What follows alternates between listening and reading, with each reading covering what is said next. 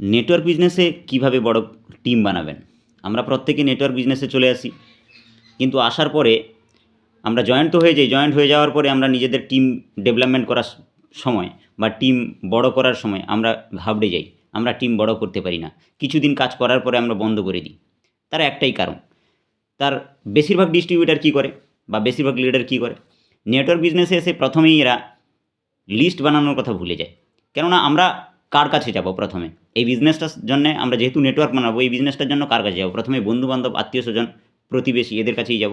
আমাদের নিয়ারেস্ট লোক যারা তাদের কাছে যাব। তো আমরা কী করি, আমরা ভেবে তো নিয়ে ওর কাছে যাব, কিন্তু মুশকিল হয়ে যায় কি, আমরা যখন যাওয়ার কথা ভাবি তখন কিন্তু আমাদের কাছে আমাদের স্মৃতিতে কিন্তু ওই মানুষগুলোর নাম আসে না। এই কারণেই কিন্তু আমরা পিছিয়ে পড়ি বা গড়ে উঠতে পারি না নেটওয়ার্কটা। এই কারণে আমাদের প্রথম কাজ কী হবে? আমাদের প্রথম কাজ হবে আপনাকে লিস্ট তৈরি করতে হবে। একটা বন্ধুর লিস্ট, একটা আত্মীয়র লিস্ট, একটা প্রতিবেশী লিস্ট।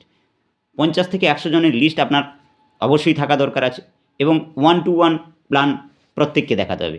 1 to 1 প্ল্যান দেখাতে হবে। আপনার প্রোডাক্টের কোয়ালিটি সম্বন্ধে বোঝাতে হবে, আপনার কেরিয়ার সম্বন্ধে বোঝাতে হবে। আমরা বেশিরভাগ সময় কী করি গিয়ে, বেশিরভাগ কোনো না কোনো কাজের সঙ্গে যদি ব্যক্তি যুক্ত থাকে তাদেরকে আমরা একটা ভুল পরামর্শ দিই। কী ভুল পরামর্শ দিই? না, ওখানে বলে দিই আমরা যে আপনি যে কাজটা করছেন, ওই কাজটা ছেড়ে দিয়ে আমাদের এই কাজটা করতে হবে। কিন্তু না বন্ধু, ওটা ভুল। আপনি নেটওয়ার্ক বিজনেসকে সবসময়ের জন্য অন্য কাজের সঙ্গে অন্য কাজ করতে করতে এটাকে করুন, পার্ট টাইম হিসেবে করুন। যখনই আপনার নেটওয়ার্ক বিজনেস থেকে আপনি যে জবটা করছেন তার থেকে বেশি ইনকাম হবে, তখন আপনি এটাকে ফুল টাইম করার কথা ভাবুন। এখন প্রথমে শুরু কিন্তু পার্ট টাইম থেকে করুন। বেশিরভাগ সময় আমরা কী করি, শেখার দিকে ধ্যান দিই না। শেখার দিকে আমরা বিজনেসে তো চলে আসি, কিন্তু শেখার দিকে ধ্যান দিই না। মিটিংয়ে উপস্থিত হই না, সেমিনারে উপস্থিত হই না, জুম মিটিংয়ে উপস্থিত হই না, গুগল মিটের মিটিংয়ে উপস্থিত হই না। আমরা যদি না শিখি, আমরা দ্বিতীয় ব্যক্তিকে, আমাদের সামনের ব্যক্তিকে আমরা বোঝাবো কী করে? তো আমাদেরকে প্রথমে কিন্তু লার্নিং করতে হবে, শিখতে হবে। যতটা শিখবেন এখানে ততটা কিন্তু জিততে পারবেন। যদি না শেখেন তাহলে জিততে পারবেন না। এখানে জিরো ইনভেস্টে বিজনেস করতে আসছেন আপনি, যদি না শিখে বিজনেস করেন তাহলে কিন্তু আপনি ভুল করবেন, বড় টিম ডেভেলপমেন্ট করতে পারবেন না। এবং আরেকটা ভুল কোথায় করি আমরা বেশি, এটা হচ্ছে সবথেকে বড় ভুল। আমরা বেশিরভাগ বড় বড় লিডার এবং বড় বড় ডিস্ট্রিবিউটার দেখেছি যারা বহুদিন ধরে নেটওয়ার্ক মার্কেটিং নিয়ে আছে, অথচ সাকসেস পাচ্ছে না। তার একটাই কারণ, আমরা টিমের ডেপথে গিয়ে কাজ করি না, অর্থাৎ একবারে নিচুর তলায় গিয়ে আমরা ডেভেলপমেন্ট করাই না বা কাজ করি না। যতক্ষণ না আমরা টিমের ডেপথে গিয়ে না কাজ করব, যতক্ষণ না আমরা টিমের নিচে গিয়ে কাজ করে নিচের ব্যক্তিকে ডেভেলপমেন্ট করাবো, নিচের ব্যক্তিকে সাকসেসের জায়গায় পৌঁছে দেবো, ততক্ষণ পর্যন্ত আমাদের কিন্তু বড় টিম ওয়ার্ক তৈরি হবে না। তো অ্যাকচুয়ালি আমাদের প্রত্যেকটা লিডার এবং প্রত্যেকটা ডিস্ট্রিবিউটার, প্রত্যেকটা নেটওয়ার্কারের দায়িত্ব যে আমাদের প্রত্যেকের টিমের ডেপথে গিয়ে কাজ করা।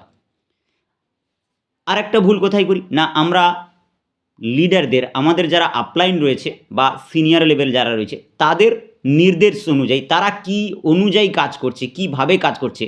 মনে রাখবেন, এখানে একটা কথা বলে দিই আপনাদেরকে, যে একজন সাকসেসফুল লিডার পারে একজন আনসাকসেসফুল ব্যক্তিকে সাকসেসফুল জায়গায় পৌঁছে দিতে।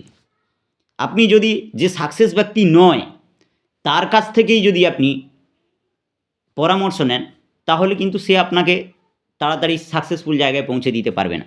এই কারণে আপনাকে লক্ষ্য করতে হবে যে একজন সাকসেসফুল লিডারের কাছ থেকে আপনাকে কিন্তু পরামর্শ নিয়ে, আপনার টিম পরিচালনার পরামর্শ, আপনার টিম গ্রোথের পরামর্শ, আপনার বিজনেস গ্রোথের পরামর্শ নিয়ে কিন্তু আপনাকে বিজনেসটা করা উচিত। তো আমাদের প্রত্যেকের উচিত যে আমাদের প্রত্যেকের টিমের যে সাকসেসফুল লিডার রয়েছে তার কাছ থেকে অবশ্যইভাবে প্ল্যানিং নেওয়া। আমরা এই ভুলটা করে দিই। আমরা বিজনেসে চলে তো আসি, বেশ কিছুদিন করলাম, 2-4 জন 5 জনকে জয়েন করালাম, পরে কিন্তু আমরা বসে যাচ্ছি। কেননা আমরা একটাই কমপ্লেন করি যে না, এখান থেকে কিছু হবে না, এখান থেকে কিছু হয় না। তার কারণ একটাই, আমরা নিজেদের ডেভেলপমেন্টের জন্য আসি, কিন্তু আমরা এই বিজনেসে এসে অপরকে ডেভেলপমেন্ট করানোর কথা কখনোই ভাবি না।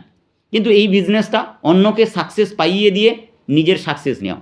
এই কারণে আপনাকে অবশ্যইভাবে ধ্যান দিতে হবে যে মানুষ আপন, টাকা পর, যত পারিস মানুষ ধর।